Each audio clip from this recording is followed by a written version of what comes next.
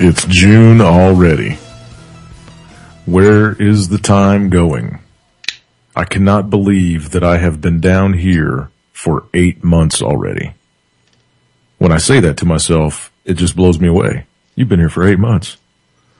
Wow. Where is the time going? Is it speeding up, Lance?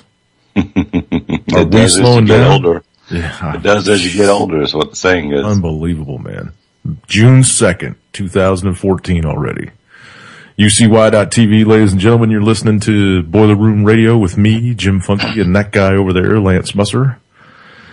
And we're going to be talking to you live for the next 60 minutes. How are you feeling today, Lance? I'm worried about you still, man.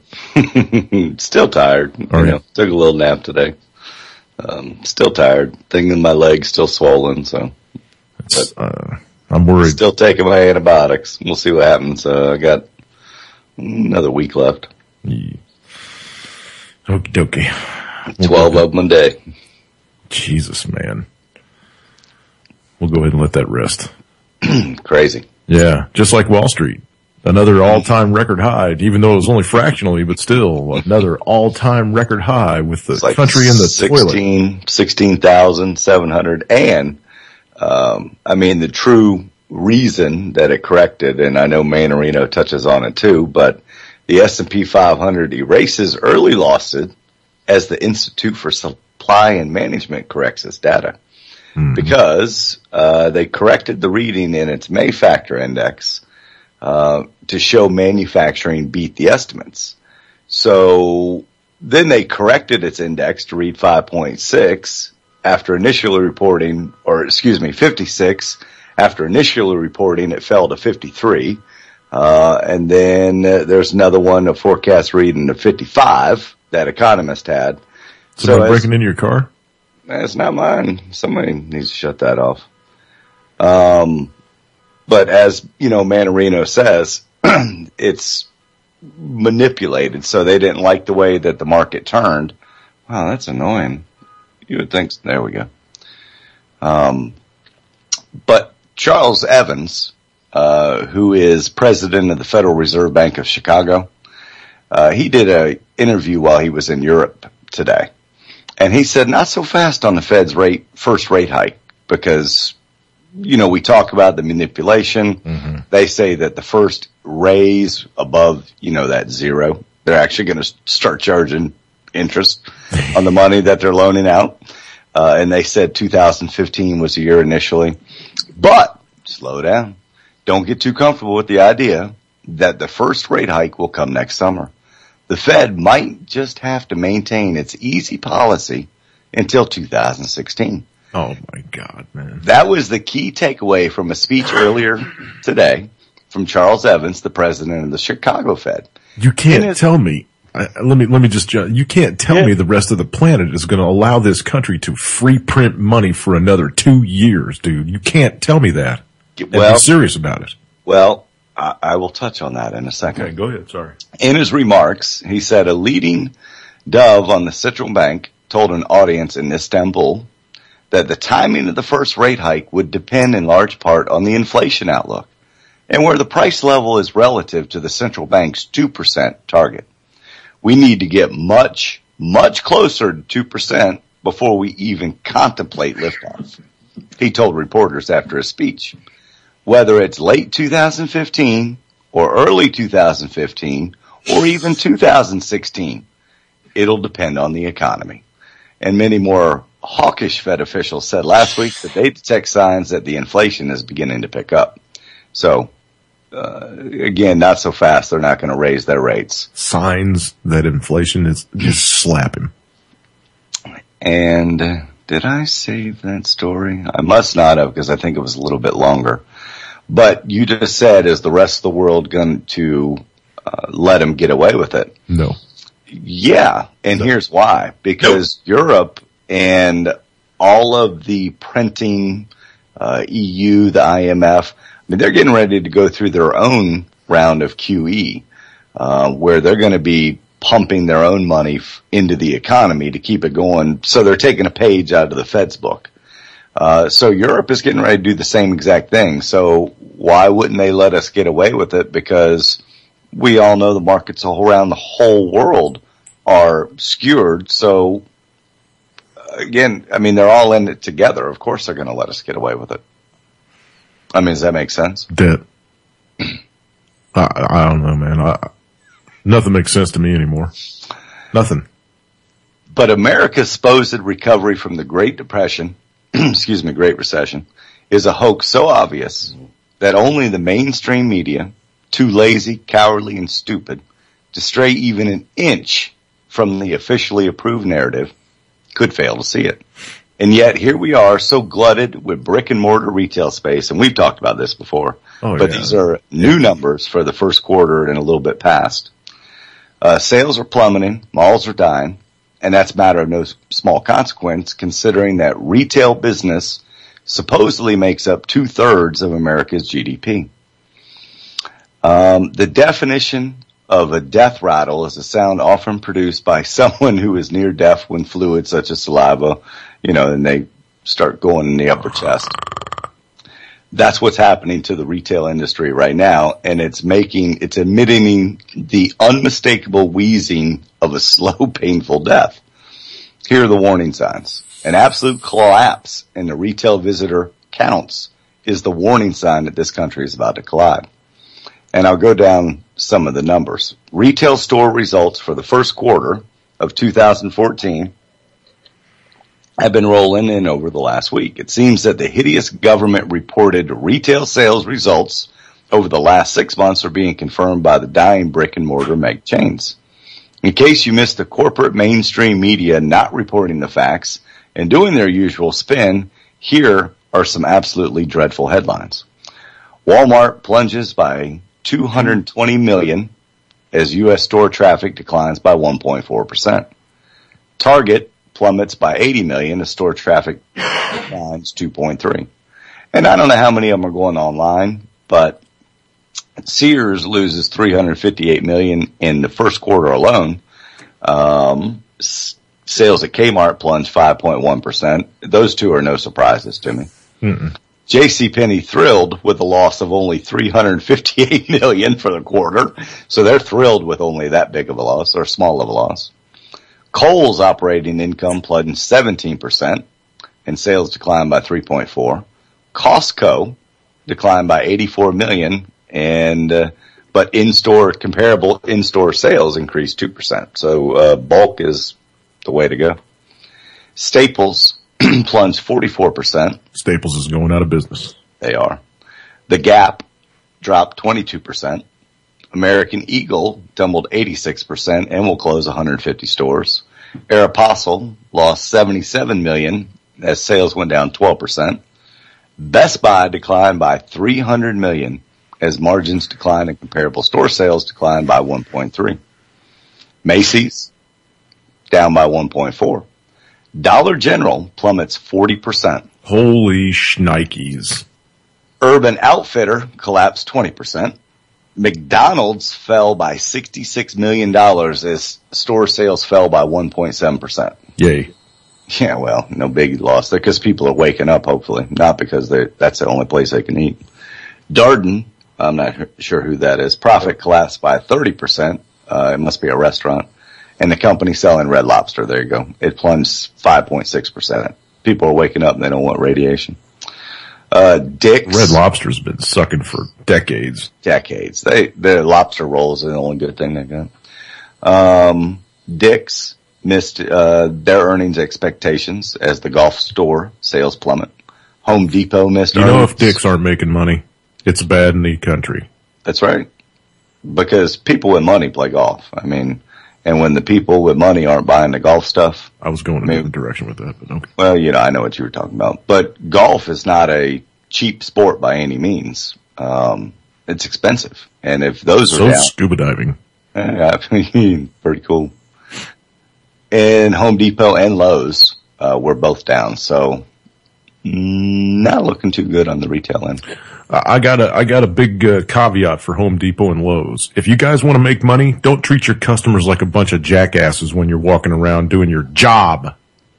When you walk up to somebody in Lowe's or Home Depot and you try to ask for help, it's like they're doing you a goddamn favor. Not I at thought our that's Lowe's. what you were, well, in the ones that I've been in. Yeah, our Lowe's are pretty good. I mean, you ask them something, even if they're talking with somebody, they'll won't just say it's on aisle 6. They'll walk you over there and help you find it. Some will, some won't, some do, some don't. It's just. Well, I'll give you an example. I went to Lowe's for a ceiling light for my dartboard. And I spent a lot of time looking, and this young kid came over and helped me. And I finally found something I liked. I'm fixing to whoop your ass at darts when you come over here in August. We'll see. So I went home, put it up, and decided I didn't like the light. So I went back. It was about a week later. I went back when I had more time. And the guy happened to see me walking by, and he was like, "Man, weren't you the guy that needed a dartboard light?" And he goes, "Yeah." And I said, "Yeah, I really couldn't find what I was looking for." So, I mean, he sat there with me for 15 minutes and helped me. I mean, that's the kind of service I get at Lowe's every single time I go. And that's why I go to Lowe's. Well, I feel bad for you that your Lowe's isn't the handy, helpful place, or maybe that's Home Depot. But no, actually, the Home Depot here in Mountain Home is pretty nice. They do actually help you, and the people that work there enjoy their jobs, I guess, because everybody's walking around smiling all the time. I guess they're happy to have a job, but it's not the same at the Lowe's here. And it was the same way back in Illinois. The Lowe's back in Illinois sucked butt, And I never really went to the Home Depot because they just didn't strike me as. But anyway, the only time I go to those big boxes is if I want to save a little cash. Otherwise, I'll try to shop local. And we don't have a whole lot of local lumber yards, though, that we do here have everything. Like Menards, I think that's a place very similar to it. That's a chain store, though. They're up in Illinois. Yep. There's a place called Meeks here, and there's a place called what's that other one? Shit, I can't think of it right now. But anyway, I try to go there. Orscheln's is another good one. That's a farm store, kind of like a farm and fleet or whatever. Yeah. Tractor Supply. Right. Yep. Gotcha. All right, go ahead. Sorry. Oh, no problem. And the last part is actually a two-part, just for the mention of it. And it's talking about the next $1 trillion mortgage meltdown may soon be coming. After buying. Did you interview yet? Yeah, right. It's already begun. After buying more than 200,000 single-family foreclosed homes resulting from the mortgage meltdown, institutional investors are now spreading their risk through the system. They're selling the risk of owning inventoried homes through securities with pools of underlying rental properties as collateral. We talked about this about 4 or 5 months ago, maybe 6 months ago, and I mentioned the name of a company who I'd never heard before, Blackstone Group LP. You remember us talking about Blackstone? Don't they own a bunch of other places or something? Well, they are the single largest. In fact, last year in November, Blackstone's Invitation Homes packaged up 3,200 of the more than 40,000 single-family homes that it purchased since 2011. So what they did is they bunched them all up into a security. So they own all these homes, they got rentals on them, renters in them, and they bunched them all up in securities, and then they're selling them to investors. That's exactly the same thing, because they bundle these loans together as good loans, and then they end up defaulting, and then everybody loses their ass. That's how Iceland lost all that money, why they put their bankers in jail. But they recovered. Yeah, they did. But I think this Blackstone, we're going to see more and more. I'm not going to go into Iceland one of the only countries out there on the planet right now that has a net profit for the country instead of a debt? Probably. And I mean, they're a very, homogenous society. Self-sustaining. They don't allow outsiders in, really. I mean, if you weren't born and raised there, it's very hard to live there. So yeah, a lot could be said about the way that they live. But the Blackstone people, like I said, I think they're going to be, they're just a front, if you will, for the same people that found a way to make more money off of the foreclosures. So once the foreclosures lost all their value, they came in, bought them all at steals, and then obviously real cheap, and then turned around and put in renters in them. Mm-hmm. And then in a follow-up story, there was KKR liquidates a hedge fund led by ex-Goldman Bob Howard. We have decided to close KKR equity strategies and return the capital to investors. So fund had less than 20 clients who had put in $337 million between 20 people, and the money's going to be returned back to all of these people starting at the end of the month. So that wasn't weird enough. So I was reading the article a little bit more. KKR said it will be focusing on KKR Prisma, a unit that invested more than $10 billion in hedge funds, and we know how much trouble hedge funds can get us in. Mm-hmm. Buyout firms, including Blackstone Group, LP. Oh boy. Have built hedge fund investment units to diversify beyond private equity.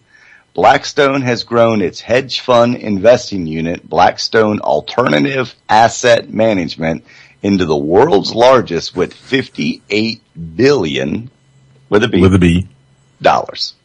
So criminal. I just see some criminal insider buddy stuff going on with this group. So it was weird enough that they popped up in two stories, the continuation totally unrelated of the rape of the nation. Yeah, that's what I think. What's your next one? You said you had three. No, that was it. I kind of did run on sentence on one of them. Oh. And, I got to say, at the 6 minute mark, Manarino, starts talking to the homies for a second, but, he's really good for the first 5-6 minutes, though. Yeah.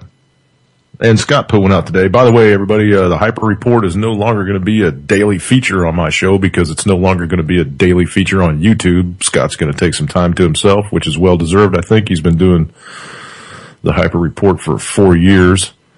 So he's going to put out a couple a week. And if they happen to hit my show days, then I'll hit those videos. I do have other things to take his spot, just to press out some news that, we might delve into at different times. Full Spectrum Survival is one of the other videos, and Vice News Daily. So one of those two will be taking his spot from time to time. But he had put one out today, Myths of Obama Wreck. It's very good. 2 minutes and 34 seconds. Here's Scott. Hello, this is Scott, and this is the Hyper Report. Here are the quotes for various items. First, no longer hidden. From the CME Group placing limits on price moves to Barclays' fine, gold and silver manipulation is out in the open, in front of your eyes and right up your backside. The plan is to continue siphoning fiat currency away from high-quality physical assets like gold and silver and into the stock market and derivative casinos. Next, bond yields. According to Michael Pinto, bond yields are not falling because of technical reasons or that there is no supply of debt. Instead, they are falling because at $17.5 trillion, there is too much debt and many investors are not falling for that crap. This will lead to the Fed monetizing the U.S. debt. Federal Reserve will not monetize the debt. Bullshit! Excuse me. Next, the 8 biggest myths of Obama Wreck. Here are a few. 1. Individuals cannot be denied individual coverage due to pre-existing conditions. Bullshit! Excuse me. 2. Health insurers no longer can cancel a policy after an insured individual gets sick. Bullshit! Excuse me. 3. There is an employer mandate to offer affordable coverage. Bullshit! Excuse me. So, with these exposed myths and midterms approaching, GOP candidates must secretly believe in socialized medicine since they do not want to repeal Obama Wreck. Next, retail sales. Here are some examples of falling retail sales. 1. Walmart's profit plunged $220 million as store traffic fell by 1.4%. 2. Target's profit declined by $80 million or 16% as store traffic fell 2.3%. 3. The Dollar General profit fell by 40%. 4. McDonald's earnings fell $66 million. Next, home equity loans spike. It appears that borrowing against one's home is once again a key source for consumption, if not survival, for the middle class. Home equity lines of credit have increased at an 8% rate year over year in the first quarter of 2014. Next, 80% of break-ins. 80% of break-ins are accomplished by the following 3 ways. 1. Front door without the deadbolt lock engaged. 2. Open first floor windows. 3. Unlock back doors.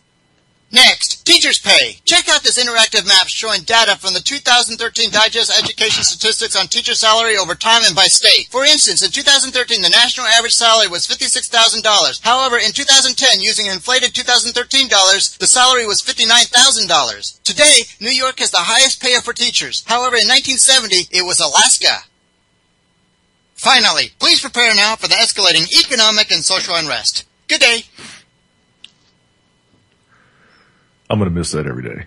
I got to tell you, because that guy hits some headlines that nobody else hits and comes up with some information that you just don't hear anywhere else. Although everything that he got off King Report or King World News is, I'm glad that you started hitting that site on a daily basis. So get those headlines. So. Yeah. Good one. Yeah. Speaking of teachers' salaries, how's your wife doing out there in Virginia? I think they are at 46. Yeah? Yeah, I think it's 46. They got good benefits?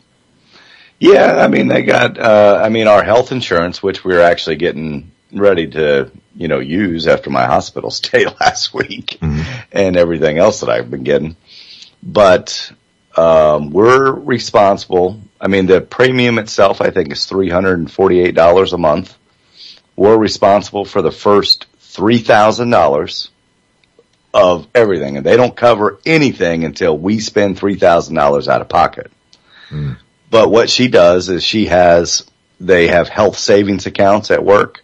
So at the beginning of the year, they set enough money, they set your deductible into your medical flex pay account, and then with payroll deducted every month for the next, 10 months that you work.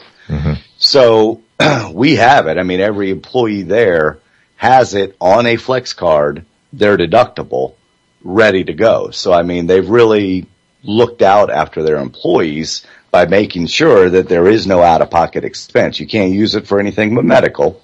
It's like a medical savings account. That's all it is. It's flex card, a flexible medical spending account. So, we can use it to buy eyeglasses. And prescription meds. Prescriptions and yep, stuff like that. It used to be able to buy cough medicine, cotton swabs and stuff like that, but they got rid of all that. You can't do that. People are probably burning it up on bullshit. Once they found out certain stuff, and then, yeah, you're right.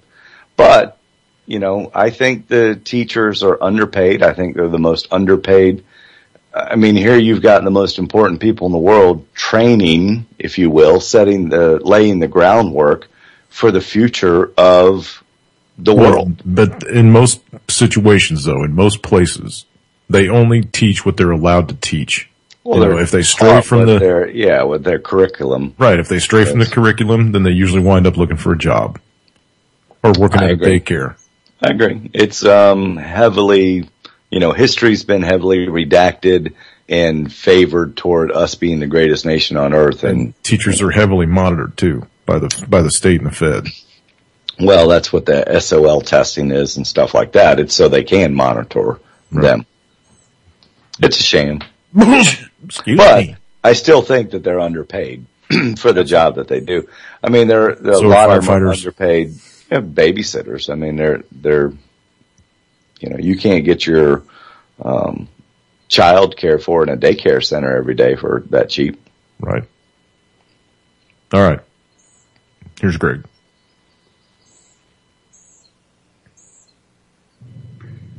Hi everybody, it's me, Gregory Manarino. How are you today? It is Monday, June 2nd, 2014. Alright people, first of all, as I am doing this video blog, the equity markets are open.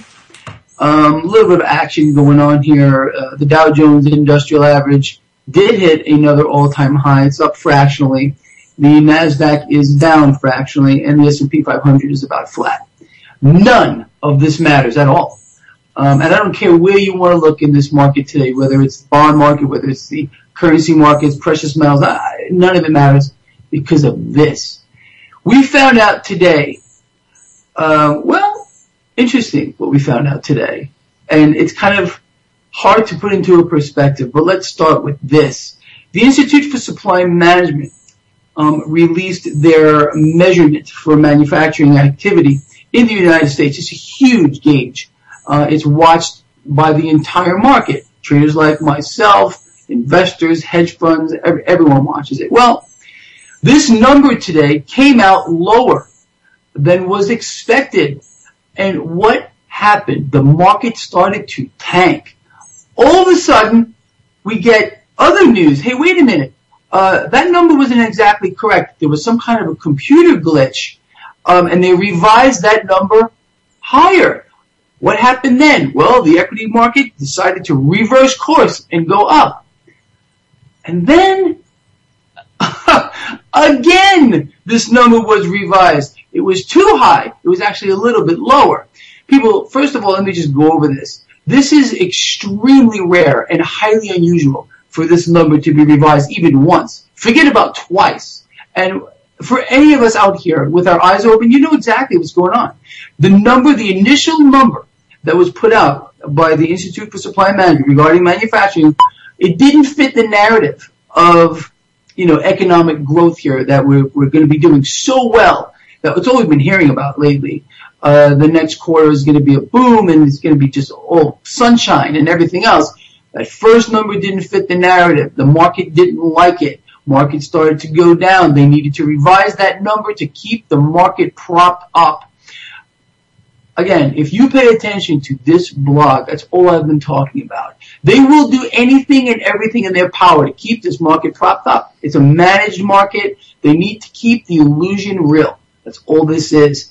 And this story is actually huge, but it's getting almost no coverage, even on the financial channels. I mean, they're tossing around, they're talking about it here and there, but it's incredible. I mean, you would imagine that such a metric that is watched by the entire market would be spot on before they released it. And not only was it revised once, it was revised twice. And again, this is a ploy, in my opinion, to keep this market boosted up. It's so shocking. Actually, it's really not shocking, because we expect this kind of stuff. And I talk about it all the time. And I always say how they will do anything and everything in their power and things we haven't even thought of. Because they're all on the same team. And I'm referring to the central bankers, all of these institutions that, keep track of numbers, our policymakers, they're all on the same team here. And it's creating such an issue here with regard to everything. It's not real. Nothing is real. And let's just talk about the markets a little bit here, people. I study this stuff morning, noon, and night, and I can tell you this. There's no value in this market at all right now. None. The market is so grossly overvalued and over-owned at this point.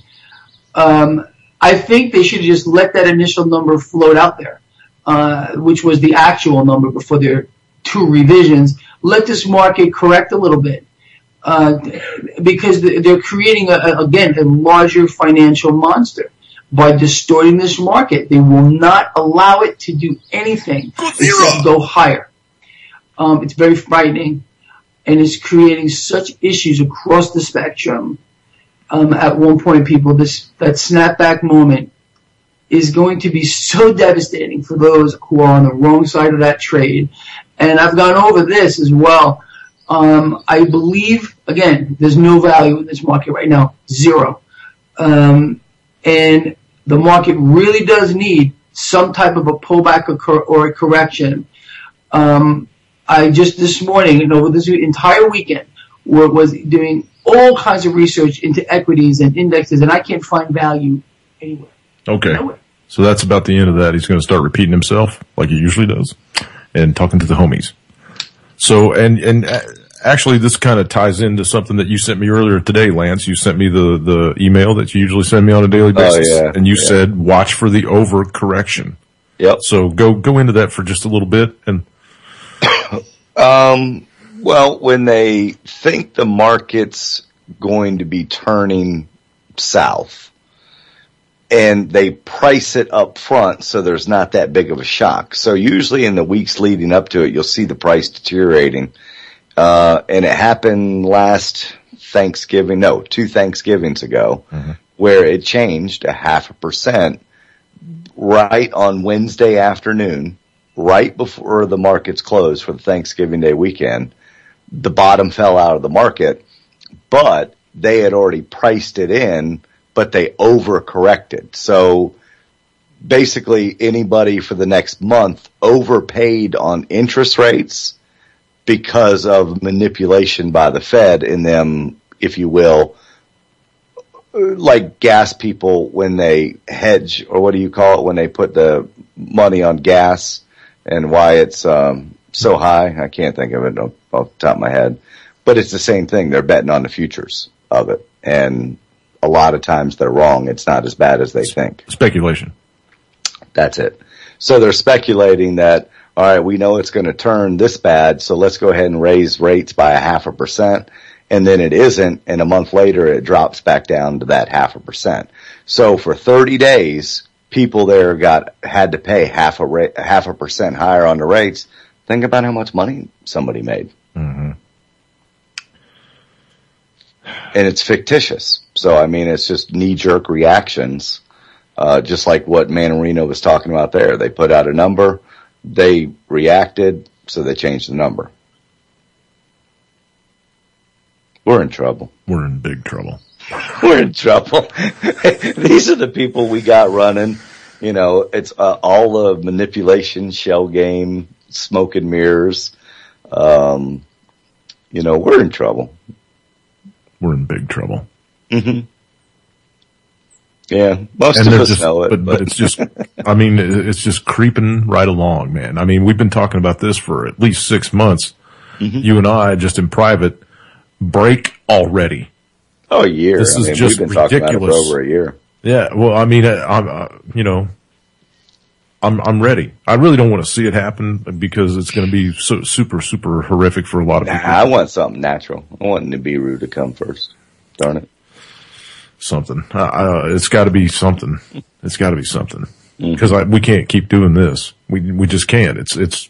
I mean, would a death by 1,000 cuts? We're a violent people. Mm-hmm. Violent species. Of course, wild animals out in the, in the wild aren't very sophisticated either, but that's all we are. Sophisticated animals. Mm-hmm. Okay. I want to touch on this story because we don't really hit Fukushima news very often anymore. I don't know. It's not really, I mean, it's just coming out by drips and drabs. Is that still going on? Yeah, unfortunately. Oh, I thought they fixed that. And I sent you a thing the other day, in Skype. Yeah. 70 million becquerels of cesium-137 are being emitted into the atmosphere, not into the water, into the atmosphere every single hour from that plant. Let me hit that number again. 70 million becquerels of cesium-137 are being spewed into the atmosphere from Fukushima every single hour. And now they're going to do this. Aiming to isolate radioactive water buildup, Fukushima nuclear plant operator TEPCO has started constructing a huge underground ice wall around the facility. The ambitious project will have to be maintained for well over a century to reach its goal. TEPCO has launched work on the 1.5 kilometer underground ice wall, which is to be built around 4 reactors at the crippled Fukushima Daiichi No. 1 nuclear power plant, Kyodo News Agency reports. According to Kyodo, 1,550 pipes will now be inserted into the ground to circulate coolant around the reactors, keeping the surrounding soil constantly frozen. The government-funded project will cost an estimated 32 billion yen, about $314 million. Scheduled for completion in March of 2015, it will take a few more months to fully freeze the soil after the coolant starts circulating around, according to TEPCO. And they've got some, I'm going to drop this link in chat for everybody. They've got some diagrams that shows you how they're going to try to do this bullshit. The work started days after Japan's Nuclear Regulatory Authority granted the go-ahead for the project, despite earlier reservations. TEPCO reportedly managed to convince the watchdogs that the ice wall, which will cause some ground to sink, will not have any significant effect on the stability of the reactor buildings. Yeah, right. However, some experts maintain their skeptic ways. which is the latest move in the company's struggle to contain the fallout of the March 2011 nuclear disaster triggered by a strong earthquake. TEPCO's efforts have been overshadowed by revelations that the company repeatedly concealed the true radiation levels at the plant and misreported the radiation risks to U.S. servicemen, helping to contain the disaster. New evidence also allegedly shows that some 90% of the workers were not present at the plant when the meltdown started. While the frozen wall may indeed help at least reduce the escape of contaminated liquid into the groundwater, it will still take decades, if not hundreds of years, for record high radiation levels to clear away in the area, including the ocean. Michio Aoyama, a professor at Fukushima University's Institute of Environmental Radioactivity, told Kyoto that Fukushima plant contains radiation equivalent to 14,000 times the amount released in the atomic bomb attack on Hiroshima 68 years ago, and has seriously affected the oceans and coastal area. 14,000 times the radiation of the nuclear weapon that went off in Hiroshima.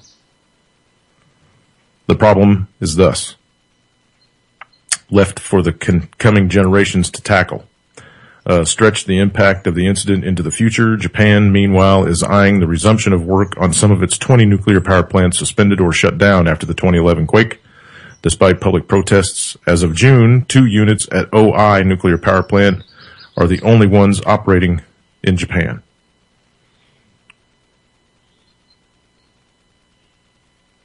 This is a serious waste of money. Japanese people's money. Because the government's paying for it, right? The government doesn't have anything. They steal it from other people. So, thoughts? I mean, we said from the first couple months of it that it was an ELE. Just it's a matter of time. I mean, it's a long, drawn out ELE. Yeah, but it's a matter of time. I mean, it would have been nicer if an asteroid would have smacked us or something. Yeah, I wish the aliens would come down and just zap it and fix it and shoot it with their laser ray. When they first started talking about this ice wall, and I remember this coming out. I do too. Months and months and months and months ago. Yeah, I remember too. I remember laughing at it actually. Yeah, because everybody that we read that was talking about it was laughing also. They were like, "Are you kidding me? Do you know how much heat that the radiation is putting off? It melts through the freaking planet." It's melted a hole in the ground. What do you mean? Right. How much coolant are you going to have to, and it's only 1.5 kilometers, right? That's not very much ground around this thing. They're going to do a 1.5 kilometer wall. So, you know, how much coolant are you going to have to try to pump through this thing to freeze the freaking ground? For a century. And you can't lose power, right? You're not going to be able to lose power. Otherwise, the thing's going to melt. Good thing there'll be no more earthquakes or tsunamis there. Yeah. What about tectonic movement? Mm-hmm. Is that going to crack your ice wall? These humans are so arrogant. Humans are so arrogant. It just baffles me. Well, I mean, there's nothing good out of reporting this, you know, that wouldn't, mass pandemonium, if you will, if they really came out and told the truth, and people would be a little bit more concerned about it. You'd think. But my TV will tell me when to worry about Fukushima. I'm not worried. I just tweeted that out, pushed it to Twitter so it'll go to Facebook and drop that link in chat for everybody if they want to check out the joke that TEPCO's getting ready to spend millions on. Hundreds of millions. So that stuff will get to mix in with the chemtrails and I reckon. Very nice. Yeah. Oh, yeah. All the cesium that's being spewed out. Yeah. The 70 million becquerels of cesium that's going out into the atmosphere every hour. That's just, that's just floating across and it's, it's a wonder that, that the planet hasn't just stopped spinning and said, all right, all you humans, get off. Get off. One of the videos that, it was a long one and I can't remember all of it, but it was a lady that had called Wallops Island, over here. Mm-hmm. And it was after that launch last summer with the where you heard the people say, on the thing, the lithium, right? Lithium's released, the trail, we can see it, et cetera, et cetera, et cetera. Yep. So she's interviewing this guy, and the guy's getting kind of nervous. He's a scientist there at Wallops Island who happened... Scientist there. Right. And so she's trying to ask him pointed questions about the launch, the ingredients, and he's just kind of trying to sidestep and says, hey, put all this in an email it to me. And she's like, well, are you sure? Because you're the first person I've been able to talk to after calling 50, and nobody will talk to me about this. And he's like, oh yeah, just put it in the email, no problem. So. No problem. Yeah, no problem. So again, she kept on going about, okay, look, we know that you sprayed lithium because we heard it. We heard the guy do that. And he goes, well, we do that for a couple different reasons. And, after launch, if you saw it, if you looked at the chemtrail, and he used the word chemtrail. Mm-hmm. He said, if you look at the chemtrail coming down, you can see when it was dispersed. And she said, chemtrail. He goes, yeah, it's kind of like a contrail of an airplane, but it stays there forever. But it's, what's produced when we spray and release stuff in the atmosphere so we can test the upper ionosphere or whatever it was. So here you got a guy came straight out and said it's a chemtrail, but it's like a contrail of an airplane, but it's chemtrail. Wonder if he's looking for a job right now. That's what I said. I was like, oh, that guy just stepped on himself right there. Yeah. Whip out dick and commence stomping. Step on it. Yep. Step on it. No, you can't admit to chemtrails, you fool. They're not chemtrails, man. They're health trails. They're part of Obamacare. It's to make everybody just go outside and open wide and inhale deeply, and everything will go away. Wiki says if you go look up chemtrails right now, it says that it's a tinfoil conspiracy theory myth, and that all they are is just a condensation. It's mislabeled. It's a contrail. It's just been mislabeled and given a bad name. That's what Wiki says. Wah, wah. Exactly. That's because Julian Assange is a tool, and he left that open source. That's a heavily monitored site. Anytime somebody tries to edit That's what I mean. Because, it's open source. If somebody puts up some truth, somebody else is there to wipe it off and put up some crap. Instantly. In fact, stuff has to be approved before it's posted up, so they block it. It has to be approved by the NSA. Mm-hmm. Exactly. Okay. Well, that was the wall, the Great Wall of TEPCO. That's what they're calling it. The Great Wall of TEPCO. I can't, it's going to cause ground to sink. Whoopsie. Like it's not sinking already. Didn't we talk about that a couple of months ago too? That one of the reactors is tilted so far that they can't even, they don't even know if they can keep water in the goddamn thing anymore. Mm-hmm. And all these leaks and, pushing more water into the ocean, and the tanks that they got, the huge ass tank farm that's sitting back there, they're starting to rot and spring leaks all the goddamn time, and they're only designed to last for 3 years, and it's already been 3 years, so guess what? Those things are getting ready to start popping like balloons any day now. I can't, you just gotta shrug and go, what the hell is going on with humans on this planet? Why isn't anybody concerned about shit anymore? We've been conditioned very well. The masses have been just conditioned very, very well. Whatever.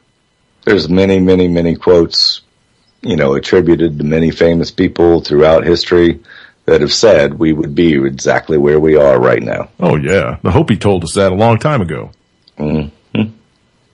I even read that months and months and months ago on my show. Mm-hmm. Mm-hmm. I still got it. Maybe I'll hit that again over the summer just to keep everybody's memory fresh on what's coming, because they go into some other stuff that's still yet to come. The whole the Red Kachina. Red Kachina. Come on, Nibiru. Mm-hmm. The spider web. That's right. Okay. You got anything else? You got any other stories over there? Anything hit your radar today that made you ping a little? Oh God, Oliver Stone's going to make a Snowden movie. Did you see that?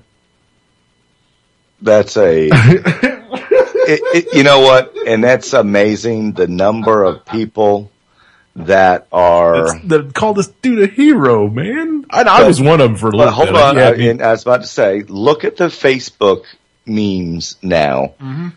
There are so many out there that are just like, booyah, yeah, that's right, take that. And, Snowden got you, Dan Williams or Brian Williams or whatever his name is.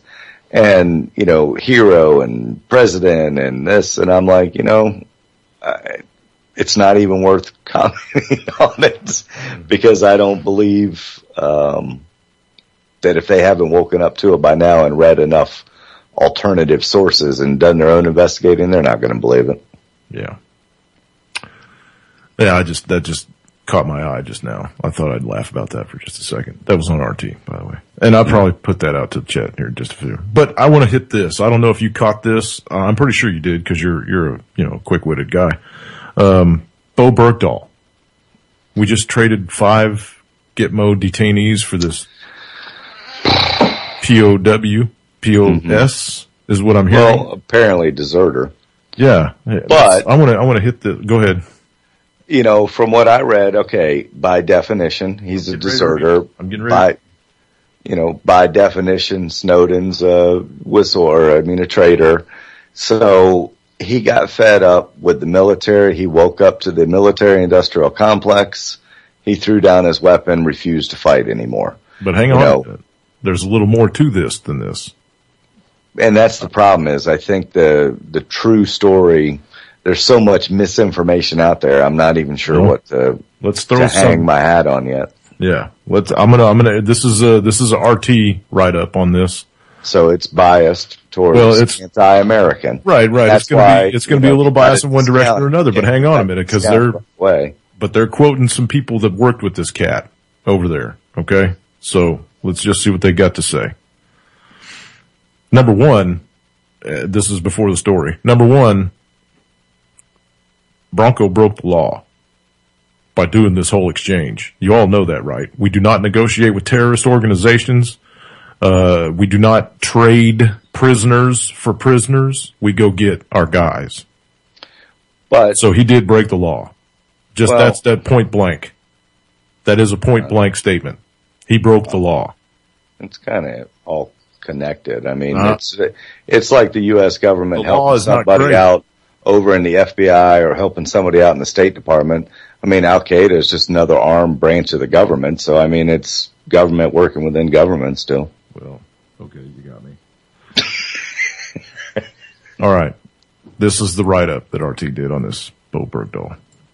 United States Army soldiers who served in Afghanistan alongside former prisoner of war Sergeant Bo Bergdahl are speaking up to condemn their one-time colleague and those who are labeling him as a hero following his release from Taliban custody this week.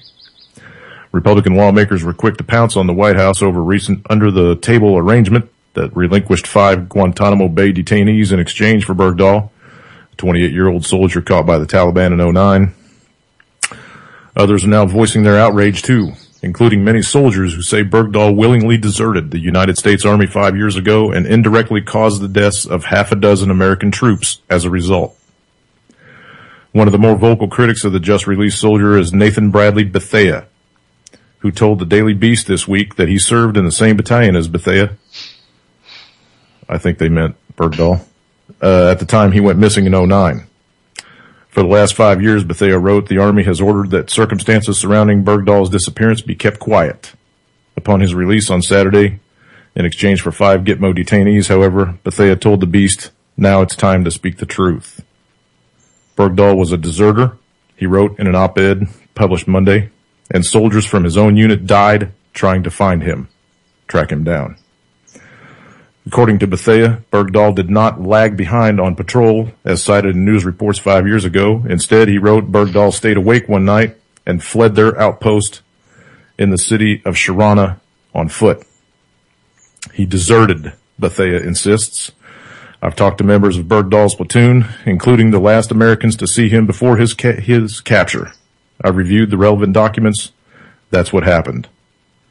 What also occurred, Bethea wrote in the op-ed, is that American lives were lost in the days following Bergdahl's disappearance as U.S. soldiers searched through the war zones heavily concentrated with insurgents, and military resources were diverted towards finding the missing troop and not the enemy. Our battalion suffered 6 fatalities in a 3-week period following Bergdahl's alleged walk-off, Bethea wrote.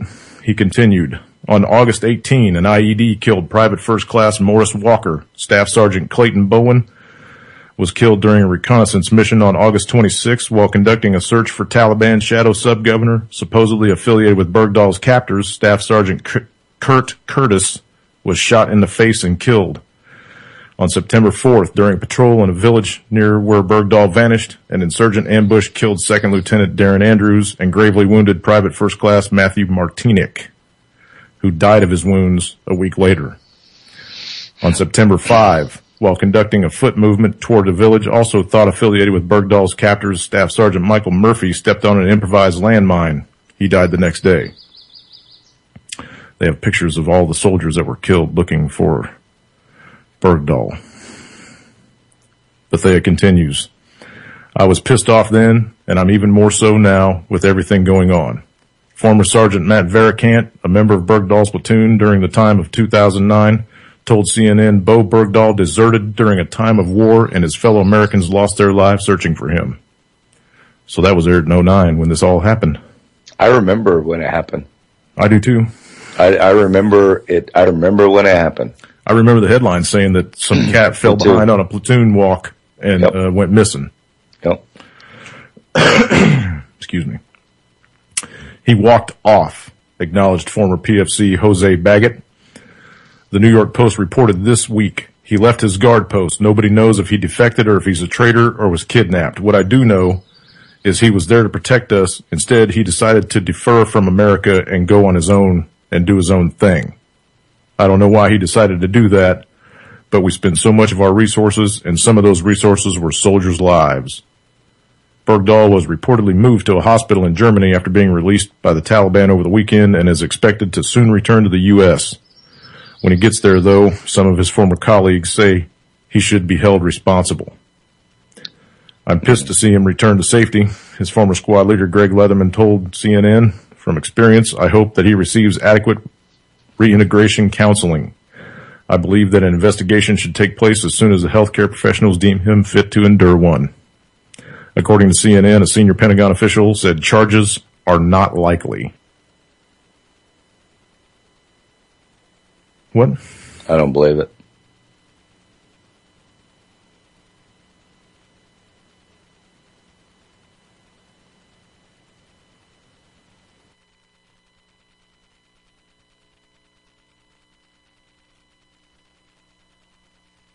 You know, they had to release a lot of them anyway. They've been there withheld. You know, they've been so far out of touch for 10 years or whatever it's been they've been in there. They don't know anything that's going on from 10 years ago. I mean, their knowledge is worthless at this point. So they were probably getting ready to get released anyway. So, you know, I don't believe that that was a big, overly big deal. But I think somebody here wanted him bad enough that they were willing to go around and get him here. I'll bet he does. I'll bet they arrest him when enough people come forward on that. We'll see. I mean, 6 people died. I mean, and you're a deserter. I mean, you know, deserting's fine, but wait till you get back. They didn't call him a deserter though. The Pentagon's calling him a POW. Well, you know. Let me finish this out. We got about 5 minutes left here. As a number of prominent Republicans condemn the trade, more light has been cast on the Guantanamo detainees who were transferred to Qatar in exchange for Bergdahl. Each is nearly in their 40s, and some were considered likely to pose a threat to the U.S. as interests and allies, according to documents obtained by NPR's Tom Bowman. Mullah Mohammad Fauzi has confessed to serving as chief of staff of the Taliban army, who is wanted in the United Nations for possible war crimes, including the murder of thousands of Shiite Muslims, according to the Joint Task Force Guantanamo information provided to Bowman. Also wanted in connection with the untold Shiite deaths was Mullah Nouri. The Joint Task Force concluded that Nouri excuse me. That caught me. Had a close relationship with Supreme Taliban Commander Mullah Muhammad Omar, as well as senior members of Al-Qaeda. Perhaps the most notorious of the transferred detainees was Kirula Said Wali, Kirikawa. Kirikawa, per the task force documents, was directly associated with Osama bin Laden, Supreme Commander Omar, and represented the Taliban in a number of meetings with Iranian officials who sought plans to attack the U.S. and coalition forces in the Middle East.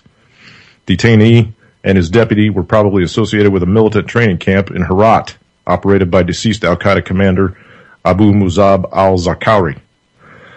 The document states detainee was identified as narcotics trafficker and probably used his position and influence to become one of the major opium drug lords in western Afghanistan.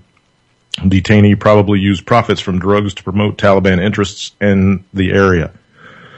Both Abdul Haq Wasik, the former Taliban deputy minister of intelligence, and Muhammad Nabi, a senior Taliban official who served in multiple leadership roles, are believed to have fought against American forces after September 11 terrorist attacks while helping other leaders evade capture.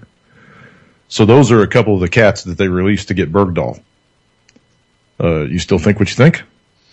Well, I mean, again, that was 10, 13 years ago, 2001, 2012. I mean, 2000. These guys are all in their 40s. Now, look, I'm 45. I'm ready to kick some ass. Mm-hmm. I'll be 46 in a couple of months. So, I mean, they're not aging. Yeah, they're not innocent by any means, but... anyhow, we're about out of time now. So maybe he was a CIA plant to begin with, and they wanted their man out. Who knows? I mean... I'm telling you, at this point, man. At this point, you just don't know. Elections are coming up here by November. He'll be out of the hospital. They'll give him a clean bill of health. They'll stamp him as a hero, and he's going to run for Congress or Senate. You watch. Well, let's follow up on that story. Mm-hmm. I don't believe it. We'll see. Last 60 seconds of the show. Love, peace, and happiness, everybody. Please. We need it more now than ever on this planet. Love, peace, and happiness. Smile. Emit good energy so that it comes back to you tenfold, and it'll affect everybody around you. Lance? Oh, yeah. Just give off a warm aura. And get your $20 canned goods. It's that time again. and hey, man, if you can find a way to store milk, you better buy some milk because that shit is going up every week. You can buy box milk. I mean, it's the dehydrated popular. crap. Oh, no, liquid. It's box milk. We drank it in Europe all the time because they don't serve cold milk there. It comes in a box and then you cut it open. Stays for a year. Yuck. Yeah, but. You're going to drink a mammary gland of something. So, take care, brother. I'll talk to you tomorrow. Peace and love. That's right. Stay tuned. Turboville's next. Then one of the Primer Time or Prepper Chicks reruns. And then Anti-Media Radio. UCY.TV. The only place to be. Peace, people.